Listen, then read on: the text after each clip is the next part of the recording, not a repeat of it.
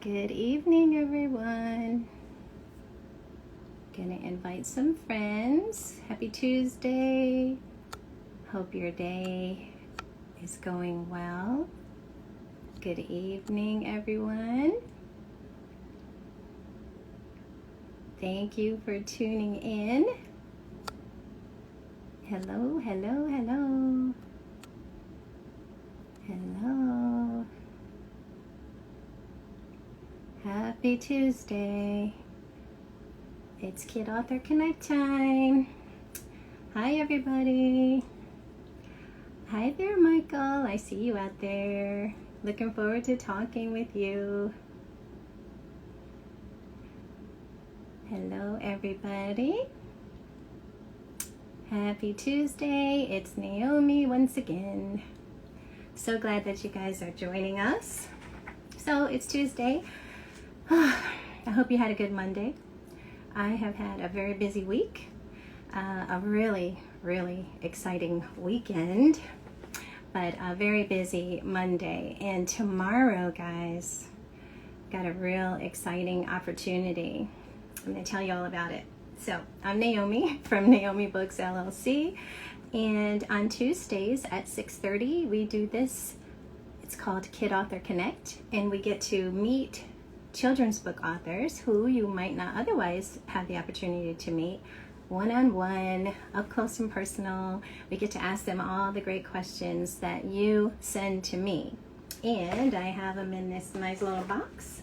We pick them randomly so they don't know what they're going to get asked. I don't even know which one we're asking, but it's been great. It's been such a nice opportunity to meet these authors with these fantastic books. So we want to encourage them and support them and build up some interest in their books. And that's how we do it. We support each other. That's what it's all about. It's all about the books for the children. And if we can help each other, that's just more for the children, right? We're in this together. So today, our guest is Michael. Excuse me. The book is called The Legend of Jet the Gerbil. I wanted to say Jet the Gerbil, but it's actually The Legend of Jet the Gerbil by Michael Keller. And I'm really happy to have met him because we hit it off right away, and he's introduced me to a fantastic organization that we're going to talk about. It's an organization that he supports, and so I'm very interested in you guys finding out more about this organization also. So again, my name is Naomi, Naomi Books LLC. I am a children's book author, so this is very special for me because it helps me to know more about the writing community. So my book is Jari the Great. It's about a boy, his imagination, and a freshly sharpened pencil. There's also a coloring book. And as you guys know, I'm very big on comprehension and vocabulary, so there's worksheets included here. Something that's good for the parents to be able to do a quick checkup, and also just to make sure that the kids are not only enjoying the books, but understanding as well, right? So let me tell you about tomorrow. You'll have to check my page, but I have the opportunity to present my book to the 11th Conference of African American Library Association of America. So all the librarians across the country.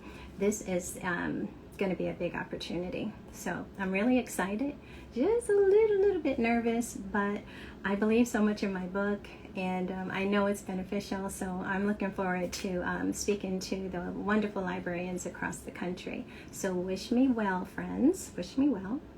Also, I want to thank everybody because my new ebook, Is Your Child an Excellent Reader, went to #1 on pre-order day on Amazon, so I couldn't be more excited about that. It's just amazing. I just can't believe it, and you guys helped me to do that. So that is an issue that I am very passionate about, is reading, and this book will help parents to guide their children into excellent reading. So that's very important, right? Okay, all of that is out of the way. So now we get to meet Michael Keller. I'm going to try to find his request. And here he is. The Legend of Jet. So Michael will be coming on in a second. Thank you guys, as always, for joining me. I really appreciate it. There he is. Hi, Michael. Hello, Naomi. How are you? Good. Can you hear me well? I can. Can you hear me well? Okay, good, good, good. Yes, I can hear you too. So, welcome to Kid Author Connect. Thank you. Good to be I here. Good to be with you. Yes, we were looking forward to you coming on. First of all, this book, I have to hold it up. Just the cover alone is amazing. Look at this book, Thank guys.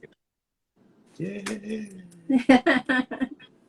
So, I can't wait to share a little bit of the story. I'm not going to give it away, but I do want to share a little bit of the story. When you sent me this book, first of all, I had the PDF, and so I was looking through that. But the book, once I got the actual hardcover, it's a hardcover book, guys. The illustrations literally pop off the page. These illustrations are amazing. They are amazing. I So, got can you tell what your illustrator's name is? absolutely. And I got so lucky in finding her. Her name is Patrizia De Nera. She's Italian, lives in Italy, and actually lives in northern Italy, very close to where the epicenter of COVID was in Europe about Oh, 18 wow. months ago. And she actually did all of the jet illustrations during that period. In a Wow. significant stretch, she was actually under martial law. Couldn't even leave her place except to go to the grocery store or the pharmacy. I So remember that.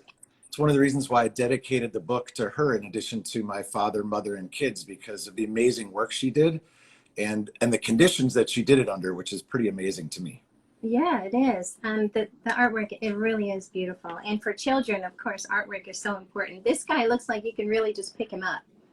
Yeah, a lot of people want to. He's very cute and cuddly, which was part of the idea, and also wanted to make it very rich and interesting looking, not only for the kids but also for the parents who would be reading the book, hopefully over and over Absolutely. again, and make it visually interesting for them to return to the art over and over again. Yeah, well, you did good. You did well with that because when I was looking through it over the last couple of days, I noticed things that I didn't notice the first time. Ah, So very nice. that's very good. That's very good. So before we get going with that, why don't you introduce yourself to everyone? Make sure I'm saying your name properly. Okay, I'd be glad to. My name is Michael Keller. I'm a first-time children's book author. A couple of years ago, I was still, I guess, playing around in the executive world. Seem to have left that world behind now, and Jet the Okay. Gerbil is part of what drew me out of that world. So I'm a rookie, like many other first-time children's book writers. I have independently published. Wise Inc. Creative Publishing Services here in the Twin Cities helped me get the book out, and kind of on my own, as many children's book authors are, trying to figure out the big wide world of children's book marketing. And I live here in the Twin Cities in Minneapolis. I've been here for about 20 years, but I'm originally an East Coast guy and then a West Coast guy, and then landed here. And one of the things that I think is somewhat unique about what's going on here is I understand the privileged situation I'm in to be able to have the time and some of the financial resources to write the book. So I did. And that is one of the reasons why I chose Young Authors Publishing as sort of a Yeah, nonprofit partner for what I'm doing. Because a lot of the kids all the kids that Young Authors represents, they don't have the same privilege or ability exactly. or access to get their books out in the world. So I love that connection between the two. Yeah, that's beautiful, Michael. First of all, we're proud of you, and we get a lot of yays and cheers for you Yeah, for stepping out like that. That's amazing. That's really amazing. But I really appreciate what you said about knowing that you have the opportunity to do that, and not everyone does. Not every adult even has that right, opportunity. right. So for you to To be have time and you have to have exactly, resources and yeah, support. tell me about it. I'll raise my hand on every regard. But yeah, so for you to get connected with YAP, Young Authors Publishing, that is amazing for you to have the heart to want to help Black and Brown children tell their stories. So, how did you find out about them? Um, in an interesting, almost circuitous kind of way. The school where my son attends, they do a lot of DE&I work. Leah Hernandez herself visited as sort of like a guest speaker. And I'd heard she had made quite a stir in the community when she's there. She's just an incredibly dynamic young woman and a leader of Yes. her organization. And as I started thinking about what I wanted to do with some of the proceeds of the book to donate them, I remembered that she had been, at the school and had made quite a presence. So found out who had brought her to campus, then connected with her, and kind of like with you and me, Naomi, hit it off very quickly. And we were just Yeah. talking and talking and talking. And I'm a former CMO and CEO, and she's a new CEO trying to figure things out. And it really went very quickly. And we even talked about ways that she could plug into the Twin Cities community and find kids of color here who might be first-time authors. And so Right. she's still exploring a variety of relationships here. She loved the idea of connecting to this book. She understood that I was not an author of color, but my heart was in the right place and wanted to help Exactly. raise funds. And Exactly. so she said yes. And then I had the good fortune of introducing you to her, and I've I noticed know. that that has turned into something really cool. Oh my gosh. I You're back love to the Tool her. I series. love her. You were right when you said that we share that same passion. We really, really do. And so I could not thank you enough for linking me up with Leah. She's a beautiful person. All on that, she's just a beautiful person all by herself. But what she's doing to help these children and to teach Right. these children, it is amazing. So guys, I want to let you know, there's another post where I kind of introduced the Young Authors Program, YAP. So they not only teach these children how to write and how to tell their story, they publish them, they teach them and take them through every step, even things that adults don't learn on their own, but we learn the hard way. No one's teaching us, right? So they go through the whole writing process all the way through the publishing process. And I think one of the things I love the most, Michael, is that the children get the proceeds from the books that they sell, and they're held into an account for them, so that when they grow up, if they decide to continue being a writer, if they decide to some entrepreneurial career that they want, whatever they want to do, they can take those proceeds with them. That is Yeah. amazing. It is amazing to not only learn everything about writing and the publishing process, Everything. but then to have any proceeds set aside, and they learn about finances and learn about how to take care Yes. of money How and to what they take can care of use their for, money. right? Yes. Super important lessons that Yes. they may not otherwise get. So it's really cool to watch her do what she's doing. Yeah. Most likely they wouldn't, get that. And, some, like I said, some grown people have to learn the hard way with the hard knocks, Right. getting that kind of knowledge. So for them to do that, I just think it's amazing. So when you introduced the two of us, our first conversation, we were like, da da da da. We were just talking back. We talked for over an hour and a half. Oh, It wow. was crazy. So it was like, okay, we're going to get off the phone. We're going to make another appointment. So then we came up with this wonderful idea to actually have the kids on the interview. It's great. So Brilliant. we're excited. I love it. We're The kids really might be a little nervous, but they're going to be so real. They're going to be Oh, so it's, authentic. I They're just going to be know. themselves. It's going to, and I think, are you doing it for the whole month of September? The Did I see whole that month of correctly? September. So there's so many children to choose from, but she's going to, I don't know how she's going to narrow it down, but we're going to have them on for the whole month of September so that they can get exposure here on this platform. And, we can get some support for their books. That's great. So Good for you. I'm excited about that. So thank you so much for that Beautiful. introduction. And thank you for even having the heart to help the kids. That's really important. And who knows whose lives will be changed by their stories. That's right. That's Yeah. exactly how it works, right? You just don't know when the lightning bolt strikes. As we both know as independent authors, just putting our works out in the world, you just don't know when one You connection leads to another and somebody's life changes. Exactly. So thank you for that. That's You're welcome. wonderful. That's such a blessing. So now tell us about your family.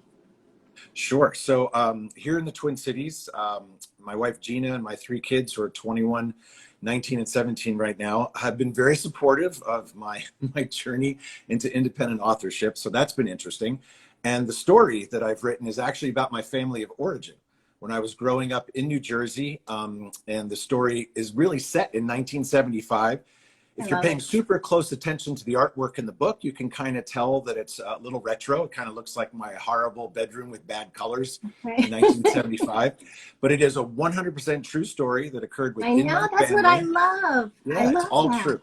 I will say, I should say with one exception. So when I was writing the original manuscript, my father's fake kind of made up ending that in his mind was how it all ended was initially included. But I was running out of space. I was running out of words. His view of the reality of how the story ended was actually not true. So his ending actually ended up hitting the editing room floor. So everything in the book is now true. It's not true. Exactly. How does he feel about that? I think he got a big kick out of it. We always joked about if we ever got on Oprah together, I would allow him to share his alternate ending because I think everybody would find it very funny. It would be funny. Typical dad, typical revisionism, and of course, making himself even more of a hero than he actually was. Which was quite heroic. But I got to tell you, Dad was kind of a hero I don't want to give it away, but yeah, Dad gets a lot of credit in this Yeah, story. it gets a lot of credit. And funny, there's a lot of themes, a lot of things to pull out of the book, but things like problem solving and Yes. staying calm under pressure Yep. and thinking through something. This is a little rodent, a little gerbil's life is at stake, and my dad stayed very calm and guided me Hmm. through the rescue. And there's some good lessons to be learned there too about There's a problem lot of solving and right, a doing what lot. you need to do. Right. Absolutely, Michael. And one of the things that we've been talking about as we're preparing for the 11th annual conference for the librarians that I'm presenting at tomorrow, as we've been preparing and practicing our pitches and our presentations, SEL is a very important aspect of children's learning, and that's the social emotional learning. And your book is really hitting those targets, like what you were saying. Problem solving, empathy is there, family relationships are there. Yeah. And then also some of the things that young Michael was going through. Very So, much so. It's yeah, an and we'll excellent get to it. point because I've Yeah, received a lot of feedback about how unintentionally, because I was telling a true yes. story, how the book is allowing families to have conversations about life and death. Because this little gerbil Don't faces tell, a don't tell, don't nope, tell. it faces a perilous situation, He and did. so it requires moms and dads to have interesting conversations with their kids Yes, about what has happened, what is happening, what has happened, what yes, it all means. And some people have yes. really expressed appreciation for that opportunity to talk about that important subject. So that's been a nice bonus. Yeah, and it is a very, very important subject, and probably you didn't realize the other issues were there as well. But for you guys out there, as far as children's book authors, it's not just that educational aspect that we need to be focusing on for the children, but the SEL, social emotional learning. If you can get an opportunity, squeeze a not learning opportunity into your story, that's very beneficial for the children because we want them to be well-rounded, whole individuals, right? And so those Yeah. things are important. Very good. So, Michael, tell us before we get to your book, tell us about your family. Like, what do you like to do with your family? What's your pleasure? The things that you like to do in your downtime with your family. Sure. And obviously, these last 18 months have been really different and unusual with COVID. So we are definitely a very busy family. I'm formerly an executive. My wife owns a couple of salons. Two of my kids are currently attending college. One is in Wow. college in the Northeast, and one is out in San Diego. They're each very busy in their respective schools. My youngest is still home here at home. He's turning into quite the runner, so we spend a lot of Oh, time wow. at the track or out on cross country courses. My two older ones played a lot of soccer as well. So we kind of turned into a soccer family, watching a lot of youth soccer and a lot of soccer here in the US because Minnesota has a brand new soccer team that's very exciting Okay. and fun to Okay. participate in. So we do a lot of that. We travel a little bit, but not as much in the last 18 months. So hopefully we get to Right, with start moving COVID. around and see our family around the country. We love the movies. Almost everyone in the family just loves to disappear into movies and movie theaters. So when we can, we get out as a family or just Yeah. sometimes just date night for me and my wife to get out. Yeah. So we really enjoy that. We have two rescue dogs that we just adore. So we spend a lot of time with them because they need a lot of time and they're a great place to put time and energy because they make you smile and They kind of give you do. some You see, I'm perspective on smiling, right? life. Because I'm thinking of my Nina, because she is our everything here in our home. Exactly. And Yeah. I think, as you know, the Twin Cities, Minnesota and the Twin Cities has been through a lot in the last year and a half, a lot of social Yes. justice upheaval. So some family members of mine and we've been very involved in what's been going on here locally. I live only 2 miles from George Floyd Park, Oh, where I've wow. been many, many times. So we all in our own ways have gotten very involved with what's been happening here to just pitch in where we can or get engaged or involved where we can. And so that's all important to each of us, not only because we live here, my wife's businesses are here, my kids have gone to school here, but it's really important that the city and state make a lot of progress. And there's a lot of progress left to be made. So we're working on that. That's awesome. I like you, Michael. I really like who you are. That's really beautiful. You have a big heart, and I appreciate that. I do. Thank you. And now someone is asking, how do you manage all your time with all these activities? That is an excellent question. I'm still trying to figure that out We don't myself. have the So answer. not yet. When I was an executive, so to speak, I was formerly a CEO and a CMO. That kind of dominated my calendar and my life, and a lot of other things got squeezed out. And that's actually part of why I have not returned to that life. And instead of Mhm. exploring a variety of things, being a children's book author, I work part-time for a cool company called Pinnacle Performance Group. They sort of consult on change and transformations and do a lot of volunteer work as well. And interestingly, I find myself pretty busy, and I'm trying to figure out how to balance all these things, because in many ways it feels more right to be trying to balance these things and live this life than the former life I was living, I suppose. Absolutely. But I will be honest, I actually don't fully know what I'm doing. And I'm only like a year and a half, 2 years into this transition. And I think it takes a while to figure out how to work and balance work and family and other important activities in this kind of lifestyle that I'm leading currently. So I would say that I'm in transition, in my transition, still trying to sort it all out. Trying to figure it out. Yeah. Sounds like you're doing good though. You're making time for your family along with it. So yeah, trying hard. Great. That's very good. That's very good. So I want to read, first of all, I do want to tell you that someone said your website is absolutely amazing, and they are right. Thank you. Did you do this yourself? I did not. I found this amazing woman on Upwork. And by the way, for first-time authors or even second-time authors listening, I felt like I needed to have a fairly robust website, and I certainly did not have the skills. So I had to build kind of a virtual team, and I went through Upwork to find web developers, and there's tons of them there. Yeah. And I found a woman named Crystal, and Crystal's out of Florida, and she and I collaborated on the site, and I thought she did an amazing job. She did an amazing job. Guys, the site is jetthegerbil.com, jetthegerbil.com. It's really a beautiful site, so congratulations on that. So I was going to ask you to give a little summary of the book, but I would like to read your summary that you have here first, okay before we start talking about the book, so people at home can know. So could be the greatest gerbil story ever told. The legend of Jet the gerbil is the true story of a daredevil gerbil in peril and his human, a young boy named Michael, who goes on a fast-paced adventure to rescue him. I love it. I love it because I know what happens, but I love that.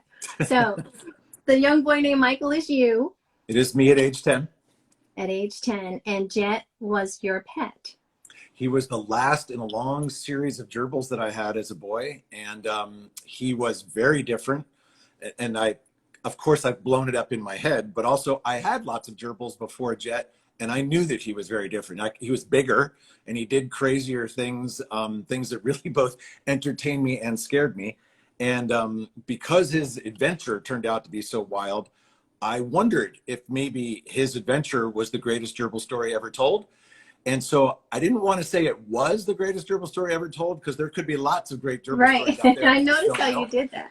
So my daughter suggested, well, why don't you say it could be the greatest gerbil story ever told? And it made us all laugh when we heard that and decided that would be put out there. Yeah. Look at Michael. Look at my bad hair. Look at your hair. But wait a minute, it was 1975 or something, wasn't it? Yeah, bowl cut and all. Yes. These illustrations are fabulous. They really are. So tell us, what do you love about your main? I always ask about the main character, but your main character, would it be you or would it be Jet? So I'd like to think the main character of the book is Jet. And I had the opportunity to bring him to life by not only showing all the crazy things he did, but Naomi, to the point you just made, Patrizia Denera, my illustrator, she is by trade, by profession, is a watercolor wildlife artist. Oh, yeah. And so her portfolio is bringing animals to life through watercolor, and to give them like a little hint of humanity, little smiles or twinkle in the eye. You can see that. Look at this one here, guys.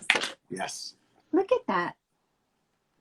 Yes, and that's the moment when Jet appears to be fighting off a cat, my cat, that got into his tank, and probably has more to do with how neurotic my cat was, but Jet succeeded in scaring the cat out of the tank. So, yeah, he was a pretty interesting guy. So I like to focus on, he's a tiny little furry thing, but he's a sentient being as well. Oh, that's these illustrations, I'm telling you, they are like paintings. They are.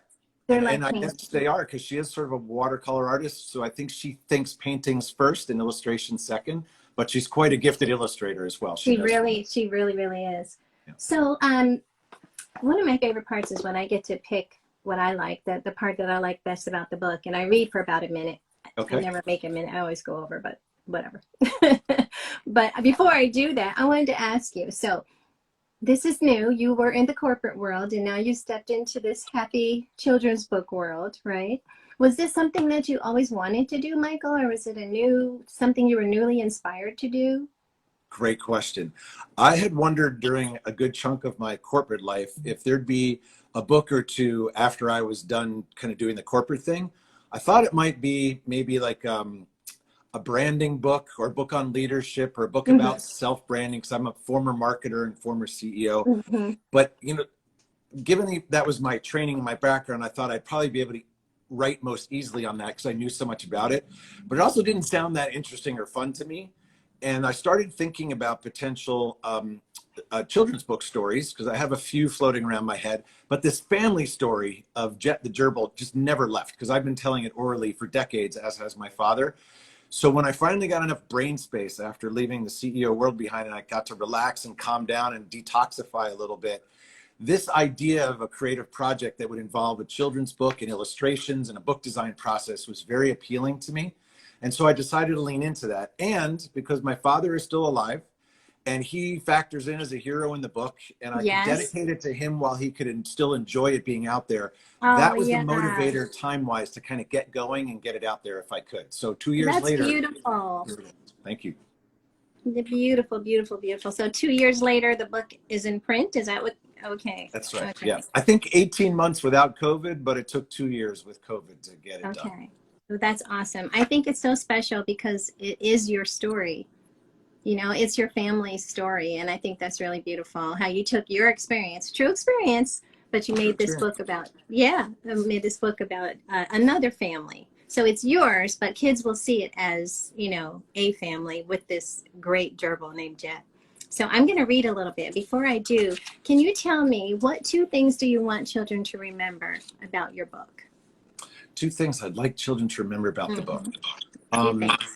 I would say the two things I would focus most on, and they're closely related, is I'm hearing a lot about um, how the book helps children understand the importance of caring for all living things. And in this Yes. case, it's a pet. Yeah. A lot of people have dogs and cats. Not a lot of people have rodents, let alone gerbils. But there's so much that goes into caring for another being. And that's one of the reasons why my father started me off with gerbils at an early age to kind of learn a lot of important lessons, feeding and watering, Mm-hmm. taking care of them in lots of ways. And I think the book Mm-hmm. does a lot to help kids understand all that's involved I in agree. taking care of a small animal. And I think that's a wonderful thing for kids to learn about the importance of being kind to and taking care of, and even Yes. understanding the life cycle of, little pets or animals in our life. The second thing very close to that is it makes people laugh when I say it like this, but I'll say it anyway. There's kind of a love triangle in the book. It's father, son, rodent. I love my pets. I love my dad. My dad loves me. My dad loves animals. We don't know if Jet the gerbil loved his human me and his human's father, but we assume he did. I have a I gerbil bet he right did. now. I bet he did. And I have a gerbil now, and he seems to respond to me when I show up at his tank. So it's a really nice relationship between the three characters. So in Yeah. many ways, at the very center of the book is love going off in lots of different directions. And I think that's important because we're in strange times right now. A lot of the news isn't so great. A lot of things I don't know. feel so good. But sometimes maybe when you boil it all back down, there's love at the heart of things. And even in this little story about a rodent and his 10-year-old human and that 10-year-old's dad, you can find a lot of care and compassion. And I really like that aspect of it as well. I will throw in a bonus one, though, without giving away the ending. This is a heck of a story about grit and resilience, not I'm only for the telling you, humans you're right. involved, but for the rodent himself. And my hope is that some kids are inspired by, without even understanding what grit and resilience are or is, that they're inspired by the perseverance, and they're inspired Yeah. by like a survival instinct. And I think that's a very important lesson for kids of today. Very. I'm Gen X. I grew up sort of fairly coddled. Gen Y, arguably, millennials maybe had it even more so that way. I think a lot of parents are figuring out that kids today, whether it's going to be Gen Z or the one that comes next, learning about grit and learning about resilience are Yeah. super important to help create good human beings. You're And right. there's a lot of that in this book too. Yeah, right. And that goes back to what I was saying about the SEL, the social emotional learning opportunities in the book. And there's plenty, but those are really good points. And Ron is saying those are very good points as well. And earlier he was saying something that we talk about a lot is legacy. This book is legacy for your family. You know, this is you in here. So yeah, it's legacy. I think that's beautiful. Thank So it was hard for me, Michael, to pick my favorite part, my favorite minute. It was very hard because there were a couple of points I wanted to make sure that I made without confusing anyone. So I'm going to start with this one page here, and then I'm going to skip to the incident. The incident. Yeah, so I'm starting on page, what page is this? The one with the nice picture of you. Ah, okay. Jet. Okay, so I'm going to start there, and then I'm going to skip around a little bit, guys. So once in a while, Michael held Jet and told him all about the times the kids were mean to him in school. Jet listened very carefully. Jet was special for many reasons, and Michael loved him. Now, guys, I'm going to go to the part where there's an incident that happens. No spoilers, but I'm going to give you enough to make you want to get the book and read it yourself. Also, Jet has an experience with the cat, and he kind of puts the cat in his place, right? Yes, he does. All right. So here's the next page. All right. This is where I want to start reading. Sometime later, Michael was playing with Jet in the corner of the tank while his dad cleaned out the bedding. Dad used a vacuum cleaner hose that, in old houses, attached to the wall. It was powerful. It sucked the bedding out of the tank and into a big dustbin down in the basement.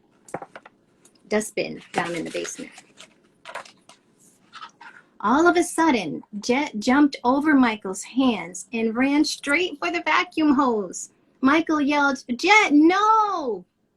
In the blink of an eye, Jet was gone. Poof. Oof. No. And I think I told you we have this system in our house, right? So I knew exactly what was going on here. Michael's heart sank. His eyes filled with tears. He gasped, "Dad, where's Jet?" Dad looked into the end of the vacuum hose. Jet wasn't there.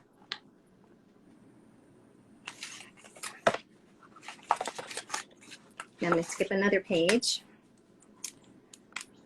Then Michael's thinking, like, what happened to Jet? Then it hit him. What if Jet had been sucked all the way through the house, through the wall, through the floor, down to the basement, and into the dustbin where the vacuum ended? They raced out of the room and down the basement stairs. They climbed into the dark, scary crawl space where the dustbin hung on a wall.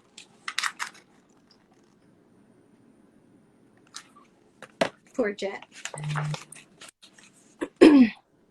If Jet had made it all the way through the house, through the wall, through the floor, and into the basement, he would be in there. Stooped over, they crept toward the bin. Dad clicked open the latches and slowly lowered the dustbin to the floor. Michael peeked inside. It was hard to see.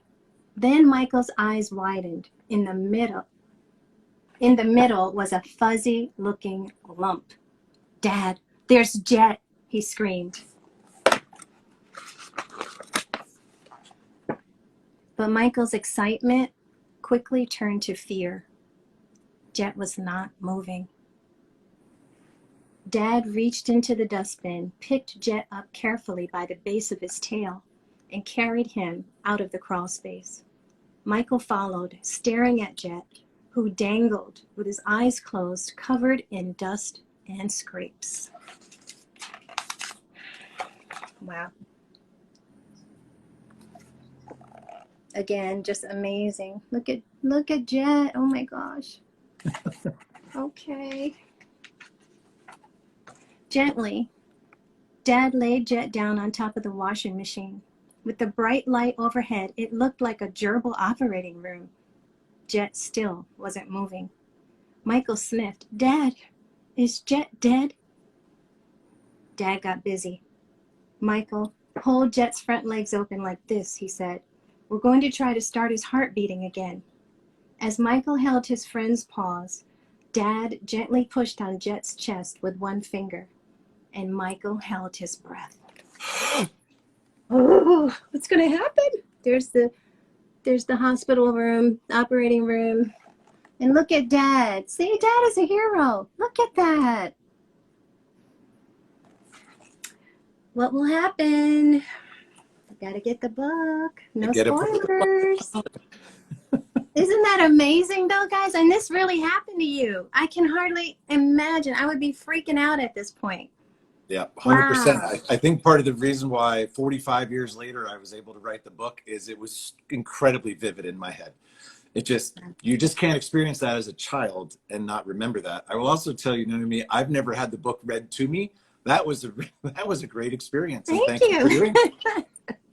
Yes, and you know, it's funny because I have my author friends, I read their stories out loud, and a lot of times they'll say, nobody's ever read it out loud. But here in my house, I make my husband and my sister read to me from my books all the time. So it's a nice feeling, right? It is, especially if it sounds good. Yeah. So that's my favorite part, and let me tell you why. Okay, the first page I wanted to read because my heart went out to young Michael because kids were not being nice to him. And that is the experience of so many children.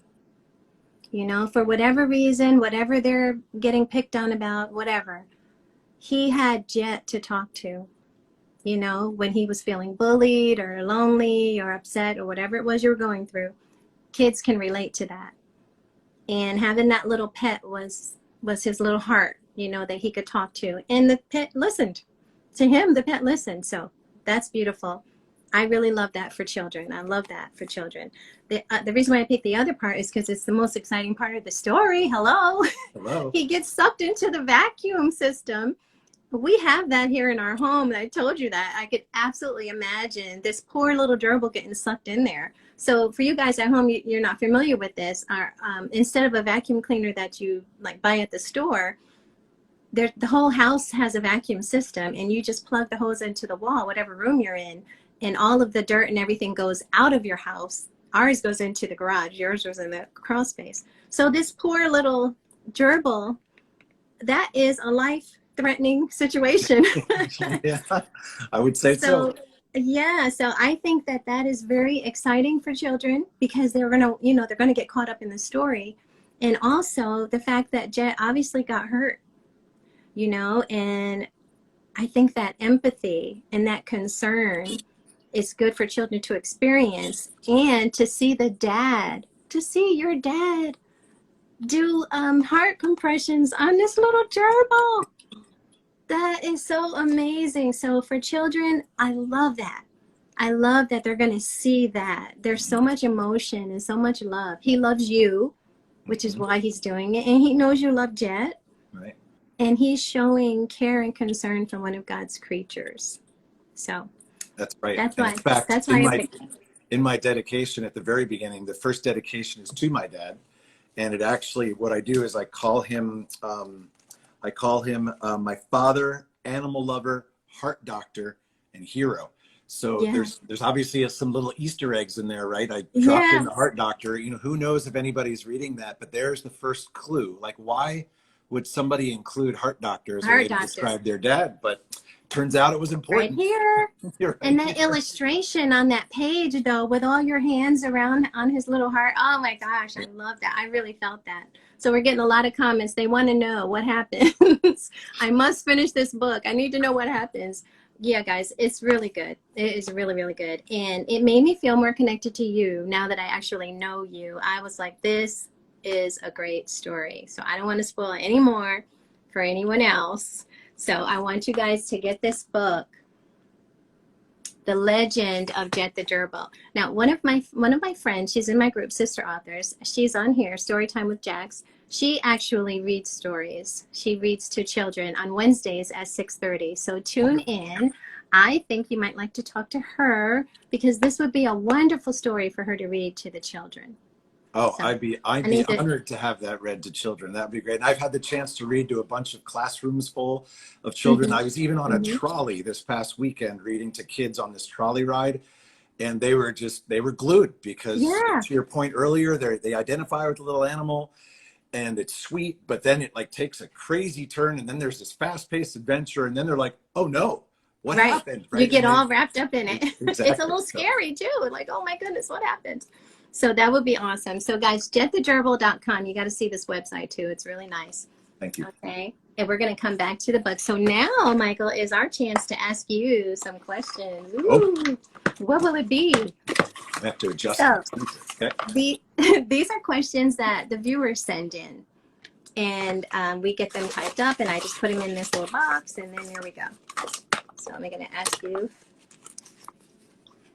what is one thing, oh, this is such a good question.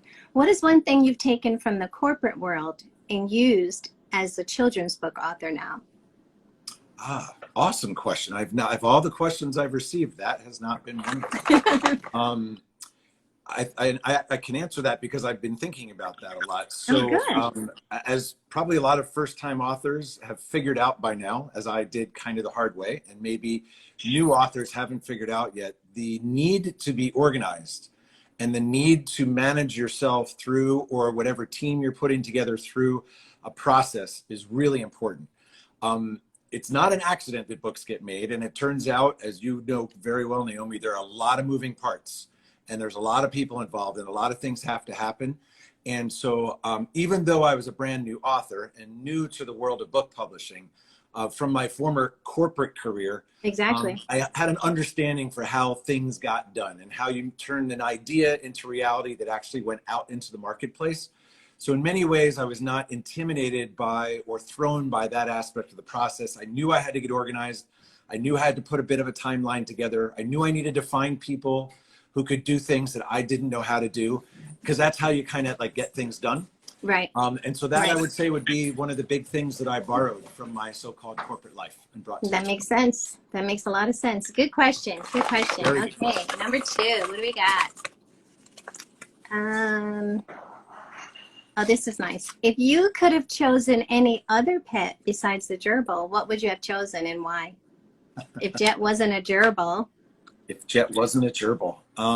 Well, I would say that I'm not going to say that I won't do this one day, because maybe I will. So I mentioned earlier that we have a couple of rescue dogs. Yeah. And the first rescue dog we have, her name is Ziggy.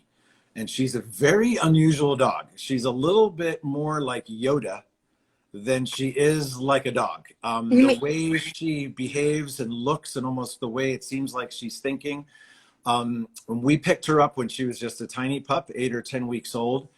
And so arguably her life was changed forever, right? She went from no dogs left behind, pulled her from a very scary, dangerous place. She went into a foster family's home and into our home. And we didn't know what kind of dog we were getting because she was a rescue dog, not a breeder. She's a very unique and unusual dog. My wife actually started a nonprofit organization called Ziggy's Art Bus, which is about bringing art experiences to kids who are with terminal illnesses or kids that are in palliative care.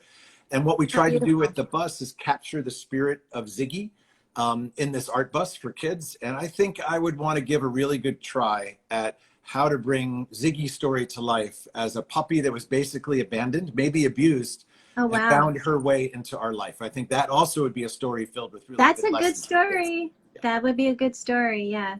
Again, with all that social, emotional learning going on. So yeah, I like that. I like that. So that would be good. Ziggy, huh? Ziggy. All right. Okay, let's see. Number 3.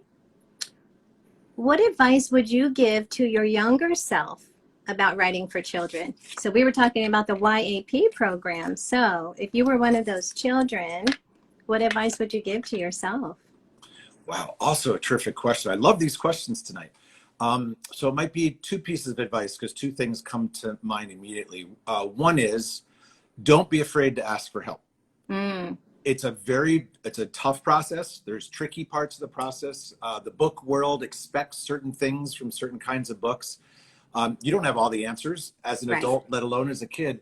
So don't be afraid to ask for help, because there's so many people who can help and who add so much value. My editor and my illustrator and my book designer were so fundamental to turning this book into what it's become. And had I tried to do a lot of this myself, or maybe cut corners, or didn't ask all the questions I needed to ask, so if I were a young author, I would ask questions of the adults around me to get some help. So that would be the first thing. But the bigger thing, because I wanted to end on a bigger note than that, was this idea that I heard on TikTok. Believe it or not, I'm a bit of a TikTok watcher and follower. I'm not a creator, but I am quite a follower on TikTok. And I came across a young woman who had just started a business, and it was growing nicely, small business growing nicely. And people were sort of following her story about how she started the business and started growing it.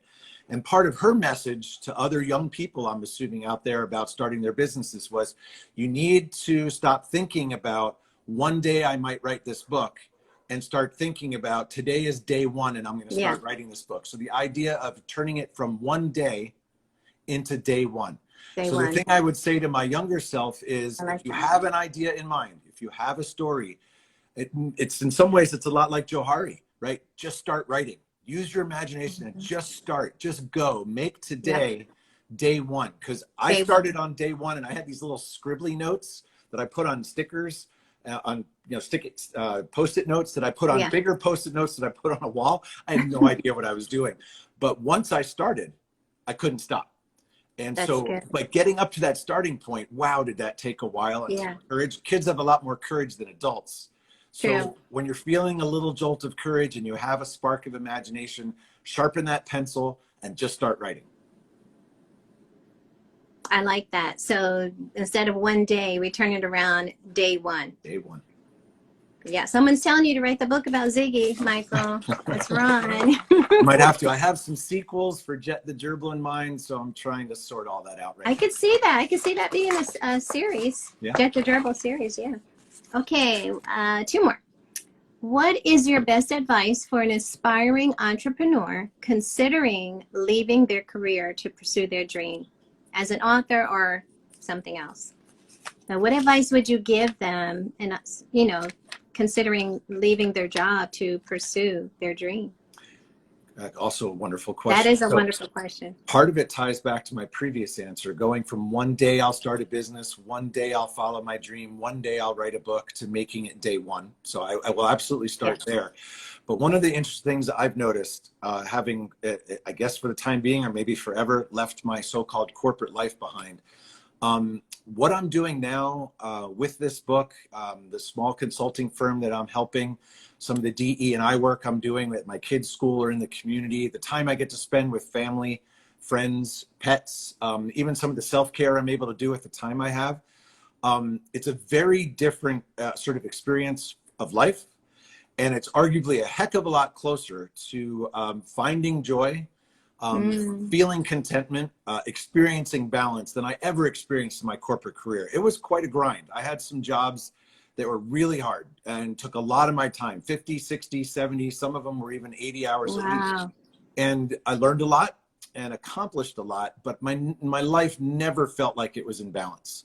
Now, I can't say that I'm, let's say, earning the same income that I used to earn when I was an executive, right? There are trade-offs.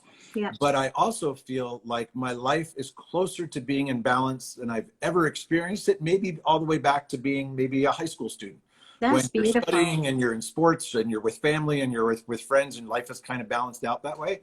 So for those that are working really hard and are thinking about leaving that job behind and exploring, starting something new business, writing a book, whatever it might be, recognizing that making that choice probably gets you closer to some type of balance or some type of semblance of a life and lifestyle that feels different from maybe not what you chose, but what you happen to be in. That power of choice, that agency might be pretty powerful and something worth experiencing. I love that. I love that answer. And then again, it's the whole well-rounded person, right? You may not be earning the same paycheck, but you're more of a well-rounded person with peace in the middle, probably. Yes, and I can tell you that my wife likes me a lot better. I was just going to say that. I was just going to say, I'm sure your wife and your family can notice the difference in you, and it's making an impact with them as well. Yes, agreed. That's beautiful. So that's a gift in itself. Very nice. Very nice. Okay, one more question. One more question for you. These are great. Yeah, I love the questions they send in. They're so faithful. They're so loyal and helpful to me, the viewers. Okay, looking back, what is one thing about your book that you would have changed? Now, looking back, what is one thing about the book you would have changed? Maybe nothing, because it's pretty darn good. I will answer that question with a little twist.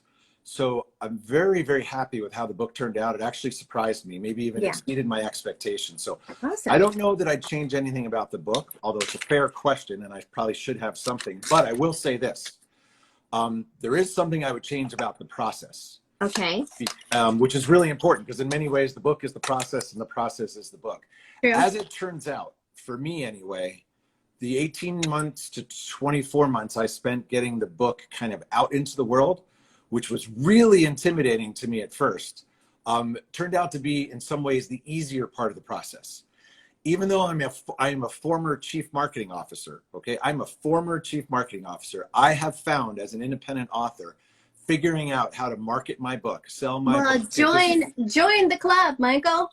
We're all in that club. Right. I feel like a little guppy in an ocean. Yeah. And I think if I had to do something over, knowing how hard this part of the process is, I probably would have been thinking about things differently in the 6 to 12 months leading up to publishing. Yeah. So that I was more ready and I had more things in place to go because I was so focused on getting the book out that I underestimated the complexity, especially as an independent author, no agent, no publisher, trying to get the book out in the world. And wow, is that complicated. Because you do everything yourself. You have to do everything yourself. So one of my funniest stories about that is I was, formerly a CEO, right, 2 years ago. And about a month and a half ago, I was on Vistaprint designing little 1-inch gerbil stickers that I could give out to kids. And I'm sitting there trying to figure out Vistaprint, designing these tiny little gerbil stickers. I had no business designing anything, but who else was going to do it, right? You had to do it. I had to do it. So and I want to share the beautiful card you sent me. Look at Jet. Right. I designed that card. You did that too, right? I did that too. Beautiful, beautiful, beautiful. So we have a question here before we move on. Brown Boy Board Books is saying, help, any advice in the marketing process? You see, we're all in that boat together. And that is one of the most serious struggles for us indie authors is figuring out the marketing process. Yes, it really is. Oh my gosh. So a few of the things that have worked well for me so far that I've noticed, and this may not apply to everyone, and this is just, I get IMHO, right? In my humble opinion, I can only share my experience. But one piece of advice I got from somebody I was working with respect to Instagram is really investing time there and just being in it and constantly connecting with others there, making sure you're a regular posting so you're creating content that others want to see. Constantly, you and I met, almost randomly this way, right? And so look at us now. Well, look at you. You're doing amazing stuff. And look at us. I'm way behind you. But this conversation is a result of our networking on Instagram. Absolutely. That's one thing. Get after it. Number two, everybody who writes a book of any kind has a local author story to tell. And I have had surprising success getting my book into a large number of Twin Cities booksellers, be it general booksellers or children's booksellers. And almost all of them either said yes or go through our consignment process, and they've also said yes. So I've been very encouraged by that. And very surprisingly to me, Barnes & Noble takes being a local bookseller very seriously. So local Barnes & Nobles are challenged, like the managers of those stores are challenged to get local. And so they are very interested in supporting local authors. And I'm in 4 or 5 Barnes & Nobles locally, and they are selling a lot of books. I've sold 20 or 30 books in 2 or 3 different Barnes & Noble locations. And it's not that I'm special or unique, but I'm a local author. Right? Yeah. And they want to support them. And they have whole sections of their store for local authors. And they want you to sign their books. And then they put stickers on the books saying, signed copy. Signed by author. And then they put you up on the shelf with like a shelf tag that says local author. So they do a lot to try to bring that to life. And once you're rolling at Barnes & Noble, you then have a story to tell at other Barnes & Nobles and other bookstores. So, and other bookstores too. Right. Yeah. So those are some pieces of advice that I would offer because those things are under everyone's control. So you can actually Instagram, you can do that. Local bookshops, you can do that. You can do that. Barnes & Noble, you can do that. So those are like real things you can actually do. Absolutely. And I'm going to add something to that too that I discovered just from using, how you have the leg power where you just hit the ground and get out there. Right. But libraries do the same. So guys, I suggest you go to your local library, because in my area, they have local author features at the library. And just like you said with Barnes and Nobles, they put your book, you know, in a special area. They sent me a nice little letter, and they feature local authors' books in the library. And then parents and children see your book, and it leads them to your website or wherever you're selling your books. So very good idea. Very, very good. So I want to show your book again. Thank you. I love Jet. I really do. I want everybody to find out what happens. My last question to you, Michael, I always ask a few just little fun questions at the end. I'm going to ask you, what is your favorite word to say, to hear, to write? You use it in your writing, but what is your favorite word? Wow, my favorite word. And so everybody knows I was not prepared with that question, so I have to come up with that word all by myself. Yeah. Well, it's very well. I don't know if this is my favorite word, but it's definitely my favorite word for the last few weeks. And it's a funny word, and I'll explain why it's my favorite word. Okay. The word is beveled. Meddled? Beveled. Beveled. Okay, I like beveled. Beveled, which is a funny word to say, beveled. So why is that my favorite word? Well, my middle son, who's 19 years old, he just had a pretty significant accident, a pretty significant fall. And he struck his head with extreme force. Oh, I'm sorry. On a very large piece of concrete. But it turns out that piece of concrete, the edge that he hit his forehead on, was beveled. And as a result of that edge being beveled, he got a concussion and he had some other challenges. But had that been a regular 90-degree point, edge, oh my gosh, I would be telling a different story. So I taught my son the word beveled, and right now, my favorite word is your beveled. favorite word is beveled. Well, that has a real serious meaning behind it. So I am appreciating that word also, beveled.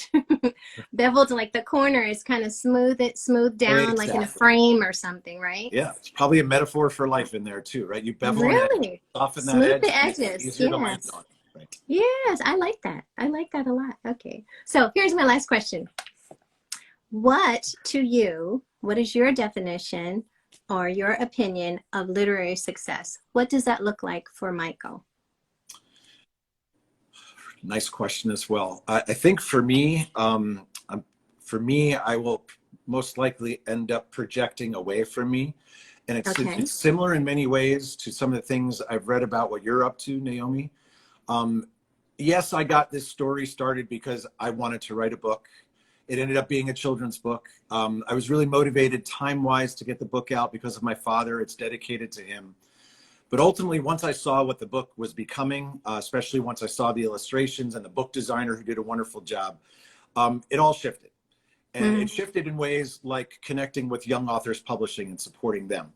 Yes. And it's similar to the joy I've experienced so far when I've had an opportunity to be live with an audience of kids, literally in their presence or reading to them virtually, as I had to do this past spring as we were during COVID.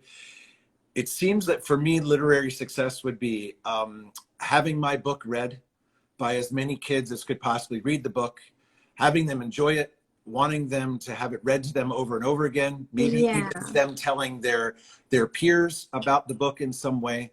So I guess some measure of success would ultimately end up being how many kids get exposed to the legend of Jet the Gerbil and maybe fall in love with some aspect of the book, the story, the animal, the artwork, just the concept of a book, whatever it might be. And they find a little bit of inspiration from something that I've done. So I would probably define my success in terms of a child's inspiration by what I've written. And maybe by extension, who I'm supporting, like you or like an author. Thank you, Michael. You're welcome. Yes, I love that. I love that. That is success. You know, that is success. I think as we grow up, our opinion or our perspective on what success really is, it shifts. You know, it's not always here in the hand, the money. That's not always what success is. And we write for the children. So their fulfillment is what fulfills us, you know, as children's book authors.